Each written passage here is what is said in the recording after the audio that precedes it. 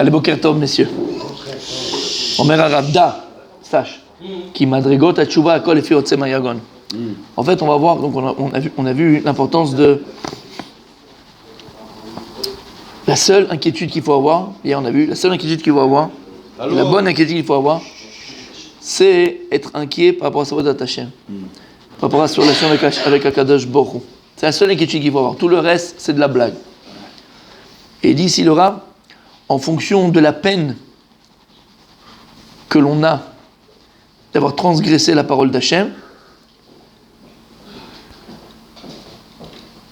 le niveau de notre teshuva est élevé. C'est-à-dire, plus ta peine elle est grande d'avoir transgressé la parole d'Hachem, d'avoir fait des averot, d'avoir fait des chataim, et plus ta teshuva elle est élevée, plus ta teshuva elle est grande.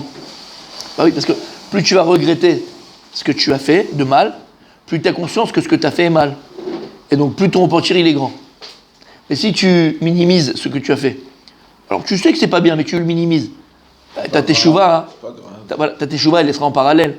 Donc ici il dit le Rav, en fonction de la mélancolie, la tristesse et la peine que ça va nous apporter, d'avoir transgressé la parole d'Hachem, d'avoir fait d'avoir dérivé, d'accord, d'avoir dérivé, telle est la grandeur de notre teshuva. Qui a yagon ba me tohar nefesh. Parce qu'en vérité, pourquoi une personne tout d'un coup, elle se sent pas bien, elle se sent petite, elle se sent sale, elle se sent lama. Et ça dépend en fait de la pureté de la neshama. En fait, c'est quoi cette pureté tahor nefesh, cette sincérité là? Tahor nefesh, moi je le traduis ici par sincérité. Oui. C'est-à-dire qu'on a conscience que ce qu'on a fait c'est pas bien.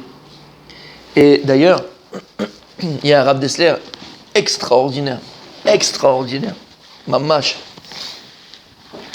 où il ramène là-bas le Rav Dessler, c'est quel roi que c'était le roi Yerovam, je crois, qui était impie, un rachat.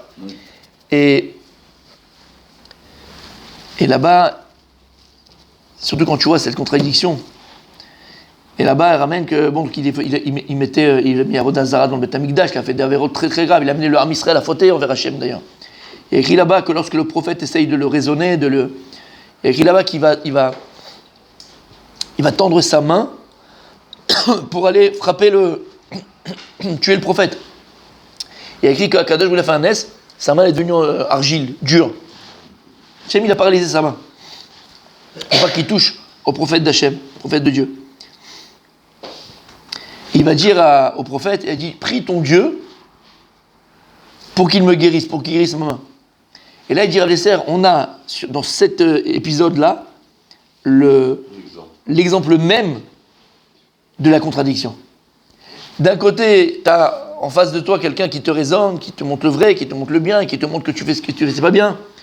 La personne qui veut pas écouter, la personne qui dit, donc il veut mettre la main pour l'atteindre et le tuer, hein. Et il voit qu'à ce moment il y a un miracle. C'est que ça va, il arrive, c'est que tu vois bien que c'est Dieu qui a fait. Et d'ailleurs il le reconnaît le miracle, puisque qu'est-ce qu'il dit? Il dit pas qu'est-ce qui m'arrive, appelez les médecins. Qu'est-ce qu'il dit? Il dit au prophète, il dit à ton Dieu qui me guérisse. Donc tu sais très bien que c'est Akadosh Baruch Hu. Et que quand il a prié Hachem pour le guérir, il a continué à faire ses bêtises. Comment c'est possible? Comment c'est possible? C'est qu'à un moment donné, il a une conscience de Dieu, c'est conscience de Dieu, il n'a pas eu d'effet sur lui. Bien sûr, mais il continue à avoir cette conscience de Dieu. Parce qu'il y en a d'autres, Bichlal, que voilà, ils vont appeler les médecins, ils vont dire c'est pas, voilà. Lui, c'est-à-dire que cette personne a une conscience de Dieu, donc il a compris que parce qu'il a voulu mettre la main sur le prophète de Dieu. Il lui arrivait ce qui lui arrivait. Mais tu vois que cette conscience, elle n'a pas le même la tchouva. Parce que c'était une petite conscience de Dieu. En fait, il avait peur pour lui-même. Et il croyait. Exactement. Mais cette croyance n'a ramené à rien, puisqu'après il a continué. Et en fait, c'est un peu ce qu'il dit ici le Rav, d'accord? C'est en fonction de notre conscience du bien et du mal, et en fait de ce qu'on fait de bien et de ce qu'on fait de mal, telle est notre tchouva. Parce qu'en vérité, il ne peut pas avoir de tchouva sans conscience. Pourquoi tu fais tchouva? Parce que tu as conscience que ce que tu fais, c'est pas super, c'est pas bien. Et il continue, il dit et il dit, on ne peut pas s'imaginer combien un Kadosh Baruch Hu, il accepte, il attend et il désire et il accepte pardon, notre peine de la Havera, notre peine d'avoir transgressé. C'est que lorsque tu viens devant un Kadosh Baruch Hu, et Hachem il voit qu'on a de la peine C'est une peine profonde d'avoir enfreint sa parole, d'avoir transgressé sa parole, de s'être éloigné de lui. Akadosh Baruch Hu, la peine, on parle de la peine elle-même, elle a une grande valeur aux yeux de Dieu. Parce qu'en vérité, c'est ce qu'on vient de dire. Parce que la peine, ça veut dire que ça montre à Akadosh Baruch Hu qu'on est sincère. Et plus la peine elle est grande, mais de s'être éloigné d'Hachem, plus l'insincérité elle est grande. Et elle est acceptée par Hachem. Elle est acceptée par Akadosh Baruch Hu. Et il dit à quoi ça ressemble? Ça ressemble à un roi qui s'est énervé contre ses enfants. Alors ses enfants, c'est les gens qui sont les plus proches de lui. Et ses enfants, ce sont des princes, futurs princesses, des princes et des princesses.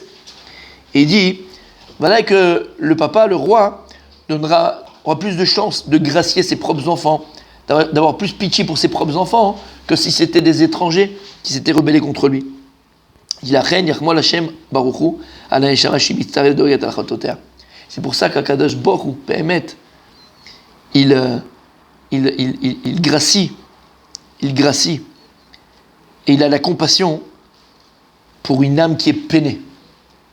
Et plus l'âme elle est peinée, et plus Akadosh Baruch Hu, il accepte cette compassion et cette peine. Il dit Vechen Amar David, il dit au roi David, Hashem, Legdecha Kol Ta'avati, Ve'anchati Mechalon Nistara, Admaot Banu Minayon Ve'adeaga. Et en fait, pourquoi? Parce que vous savez qu'il y a deux sortes de pleurs. Il dit l'Orchem Akadosh, on a deux sortes de pleurs dans la Torah. Il y a une sorte de peuple, et les gens ils pleurent pourquoi? Une personne va pleurer, parfois, parce qu'elle est dans une situation où elle pense que rien et personne ne pourra la sortir et l'aider. Donc il y a des pleurs qui sont des pleurs de yiouch, de désespoir. Mais tu as aussi des pleurs, bien au contraire. Des pleurs de peine, par exemple quand tu sais que tu as fait de la peine à quelqu'un, que tu apprécies, que tu aimes, et tu l'as peiné. Volontairement ou volontairement, ça te fait de la peine. Culpabilité, exactement, une peine de culpabilité. Et cette peine qui est profonde et qui est sincère, plus tu as fait du mal à quelqu'un qui t'était proche, que tu aimes, que tu apprécies, plus la peine elle est grande, plus comment t'as dit? Culpabilité. La culpabilité elle est grande. Donc ça peut t'amener à pleurer. Et là, ces pleurs-là, c'est pas des pleurs de désespoir. En fait, c'est des pleurs, on l'a dit, de honte. Et je reviens à Rav Dessler. Il dit en vérité, le prophète là, l'histoire de Jéroboam, je crois, c'est Jéroboam avec le prophète, en fait, son problème ça a été quoi? C'est que normalement, lorsqu'on sent en nous une stira, une contradiction, ça doit éveiller en nous une honte. Ça veut dire quoi? Ça veut dire que lorsque maintenant, la brioute, lorsque maintenant d'un côté, tu es dans les bras de la thaïlandaise, d'accord? Et tu es en train voilà, d'accord? On a compris. Et tout de suite après, à 6h du matin, tu te lèves. Ok, tu t'en vas, on s'est compris. Et tu vas prier honnête. Ben, si le gars, il sent pas la gêne, la honte, donc la contradiction, en refoua le makato. Il n'y a pas de guérison à sa maladie. Ils ne sent pas la... Ils ne sent pas la contradiction, ou ils ne sent pas la honte. Il dit le Rav Dessler, la base de la teshuva, le catalyseur de la teshuva, c'est la boucha. C'est la boucha. C'est la boucha. Si tu ne sens pas une honte, et donc cette honte, elle amène quoi? Finalement, à une peine, parce que finalement, tu as honte, et donc tu as de la peine, et donc tu peux même pleurer de ça. Si tu n'as pas cette honte à cette boucha-là, alors il ramène le Rav et dit au nom de Jirvet Sraim, si un homme il est capable de faire une belle avéra, d'accord, il fait une avéra, et de tout de suite faire une mitzvah, il dit en fait ça montre la petitesse de son âme. Comme ça il dit, petitesse de son âme. C'est quoi dire ici? Petitesse de son âme. Ça veut dire quoi? Ça veut dire que si tu sens pas la gêne, tu viens de faire quelque chose de grave et tout d'un coup là maintenant tu viens prier Hachem, ça marche pas, faut sentir la honte. Alors je sais. Alors je sais ce que pense Rabbi Adam. Alors à ce moment-là, alors à ce moment-là, alors je vais prier Hachem, je reste dans la Avera, on n'est pas en train de dire ça. Ils disent que si tu viens de faire une Avera et tout de suite après, et en fait ça c'est une etza du Yetzarara, c'est un appât du Yetzarara. Le Yetzarara, pour t'empêcher de faire teshuva, après une belle Avera, il va te proposer une belle mitzvah. Une belle mitzvah. Pourquoi? En fait pour te rassurer. Bon, je suis pas que pourri quoi en fait. Je suis pas que mauvais. Regarde, je vois aussi les bonnes choses. Et tu restes. Et tu pourris de l'intérieur. Et il dit le Rav Dessler, tout le temps, tu verras. À chaque fois que tu as une belle avéra, que tu viens de faire, il va te proposer une belle mitzvah. Pour t'apaiser, pour te rassurer. Pour te T'as compris, d'accord, ok, d'accord. Hein? Non, t'as compris. Alors la solution, c'est pas de faire de prier Hachem tout de suite après. C'est pas de faire. Alors en fait, c'est quoi? Tout à fait.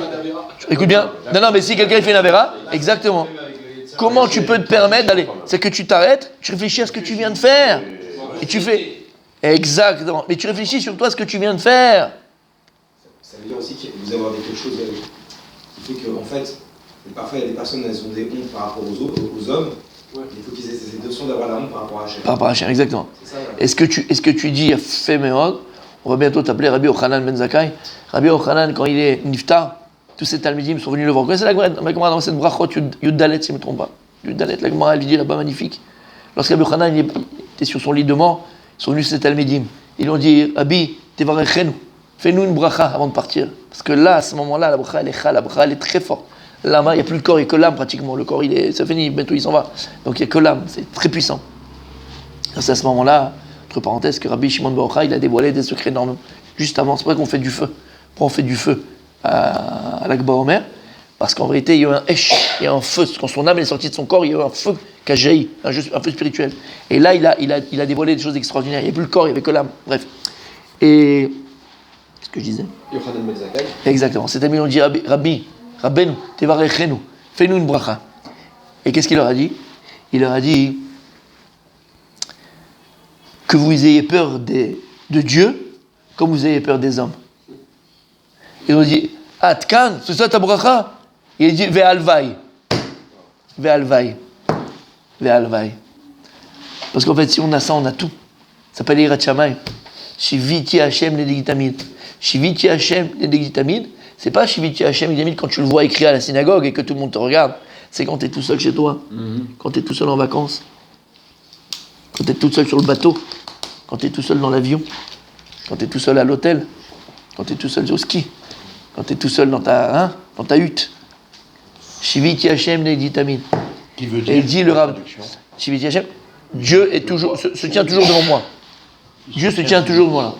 Alors, non, Dieu se tient toujours devant moi. Mais si on devrait faire un cours que sur ça, on pourrait faire un cours que sur ça, mon tzaddik. Parce qu'il a appris que Dieu, il est Omed, il y a écrit Shiviti. Alors Shiviti, on le traduit, voilà, Dieu, il se tient devant moi. Mais Shiviti, c'est le mot Shavé. Shavé, c'est quoi? C'est équilibre. Tort, l'homéchané, d'accord, mais pour comprendre, c'est pas le vrai terme, c'est pas celui-là. Mais ça veut dire ça, d'accord? Dieu, il est tout le temps là. On en fera un cours que ça. En tout cas, ici, c'est important ce qu'on est en train de dire, d'accord? En fait, c'est ça. La base de la teshuva, c'est la boucha. C'est la honte. La honte de quoi? De la contradiction. Et comme j'ai dit, le Satan, Yetzirah, et dit Rav Dessler, à chaque fois que tu vas faire une belle avéra, il va tout de suite te proposer une belle mitzvah pour faire taire ton matzpoun, pour faire taire Ta conscience. ta conscience. Exactement, cherchez le mot. Ça travaille la même chose dans l'autre sens aussi. C'est-à-dire Dans le sens de la même façon. C'est-à-dire Chaque fois que tu as envie de faire tchouva, tu as envie de faire des bonnes actions, il propose des sales actions Bien sûr, bien sûr. Mais ça, c'est connu. Ça, on le sait. C'est normal. Mais à l'inverse, C'est son je dis non. c'est son tafkid. Voilà. Mais non, mais à l'inverse, à l'inverse, c'est vraiment de la malice. Parce que je me dis que là, regarde, c'est une belle mitzvah que je vais faire. C'est une mitzvah, c'est une mitzvah. Non, on n'a fait pas la mitzvah. Arrête-toi, calme-toi, réfléchis à ce que tu viens de faire avant. Faire la Béra, un religieux, il arrête dans la rue, il nous manque un pour Minyan, qu'est-ce que tu fais? J'ai rien Faire la compris. tefila. J'ai pas compris. Tu viens de faire une grosse avéra, Ouais. et il y a quelqu'un qui va te proposer de Il compléter vient compléter le Minyan pour faire la tefila. Ouais. Voilà, tu sors de la taille. C'est pour le tsibourg, tu vas quand même le faire. Ok, il n'a rien mis. Non, mais là, vous Ah bah, avez pris il des sort chez la exemples Thaïlandaise. extrêmes avec la Thaïlandaise. C'est quoi la balance? Ah bah tu peux prendre avec une Mais chinoise, voilà. c'est pareil. Hein. ça marche avec n'importe quelle Tous nationalité. les jours, on fait des avéros. Oui, moi je vais toujours à l'extrême. Vous avez compris. Je vais toujours à l'extrême. Et écoutez bien. Et donc la boucha t'amène à la conscience. Et finalement, le yagon peut t'amener à pleurer. Et les pleurs dans Kadosh Baruch Hu, ces pleurs de sincérité, de faire de teshuva, il y a écrit Veine she'ed mot lo niganalo. La seule chose que Kadosh Baruch Hu il a laissé ouverte dans les portes du Shabbat depuis que le Beth Mikdash a été détruit, parce que le Beth Mikdash a été détruit, toutes les portes des tuot ont été scellées, sauf les portes des larmes. Comme avec Palgemaim yardu enai alo shamu toratecha. Il dit David Amelech, Palgemaim, des torrents d'eau ont coulé de mes yeux du fait que j'ai pas gardé ta Torah. Alvaï qu'on s'en veuille parce qu'on arrivait un peu en retard à la tefila. Alvaï, d'accord, je parle de moi par ce matin, tu vois. Alvaï, je suis rentré 2-3 minutes en retard. Alvaï, ça me fasse de la peine.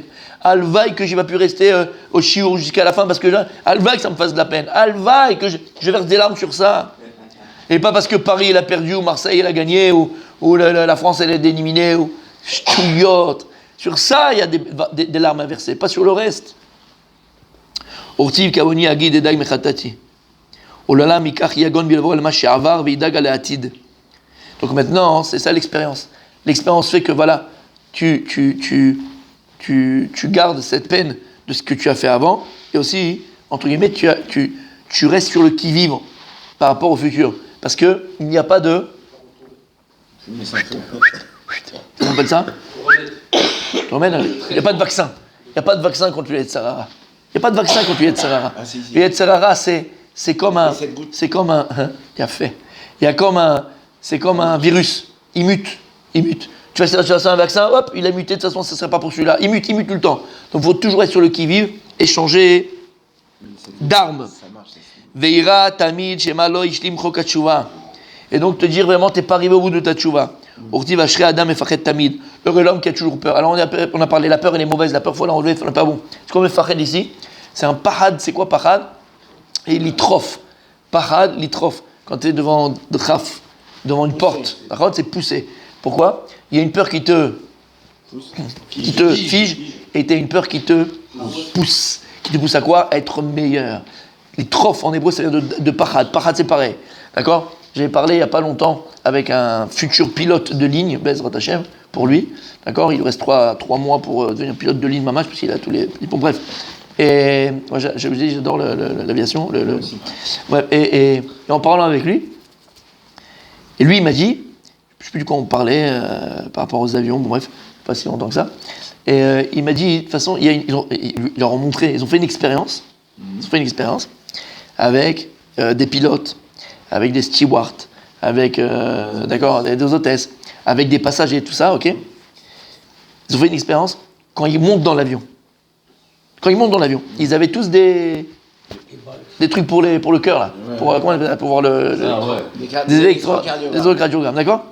Et en fait, alors il m'a dit, on voit finalement que même le pilote, c'est-à-dire qu'il n'y a pas un humain, personne, même le pilote quand il rentre, ses battements de cœur ils changent.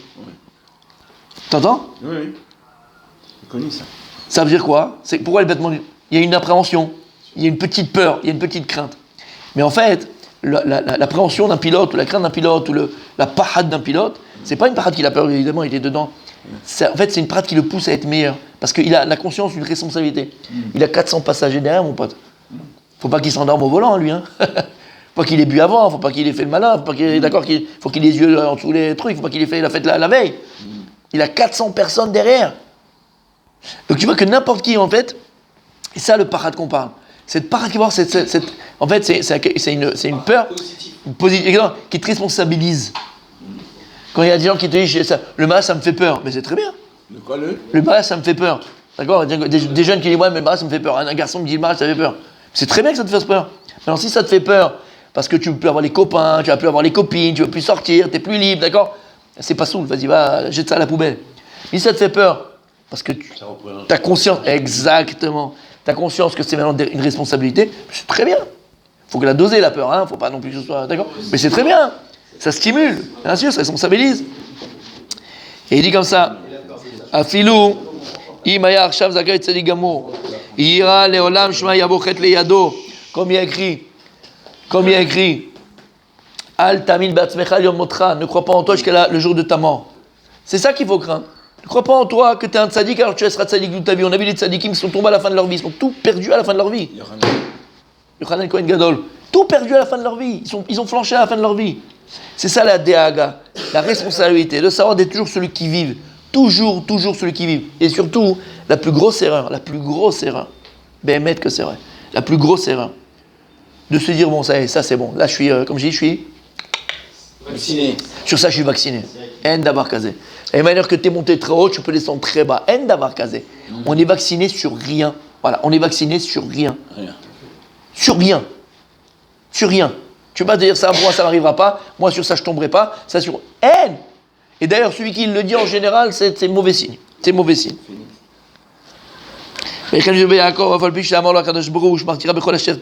On voit ça par rapport à Yaakov Avinu, où Hachem il lui a dit, je serai avec toi dans tout ce que tu entreprendras, là où tu iras, je serai avec toi.